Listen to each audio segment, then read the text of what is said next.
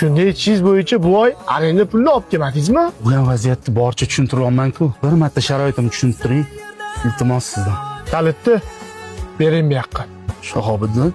Oka, ko'p gapirmang. Kalitni bering. Hop, bor vaziyatni tushuntirdingiz. Nimaga hammasini ochiq oydin aytmayapsiz? Bor vaziyat shu.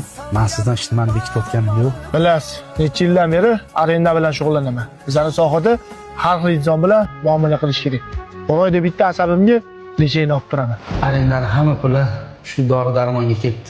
Arena nima deysiz endi? Endi borib bor vaziyatni tushuntiraman. Ozgina tushunib, sharoitga bersa, savob sherik bo'ladi-da. Undan keyin ehson mukofoti ehson deyishadi-ku. Siz aytayotgan vaziyat bo'layotganda men shartda edim. Bitta gapingizga mazza qilardim. Aynan o'sha gapni hozir mashitdi. Aytmadingiz. Gaplaringizga tushunmayapman, Shahobiddin. Ya qarang, tushuntirib beraman.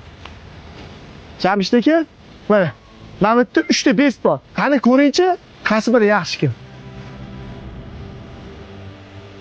Shahobiddin, menimcha mashinasi zo'r ekan. Nomerlari ham chiroyli ekan. Jamshid aka, voy nima dedingiz? Sal esdan chiqib qoldi, eslatib boring. Qaysi gap, Shahobiddin?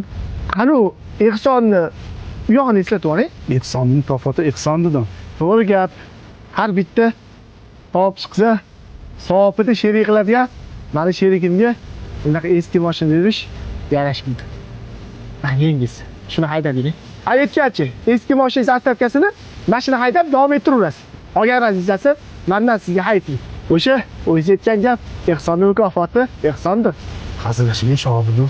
Siz qilgan ish ko'chada har kim ham ko'rmaydi. To'g'ri. Hozir men qilayotgan ishimni ham uncha arendadir. Qilmaydi. Bu hayotda mard bo'lish kerak.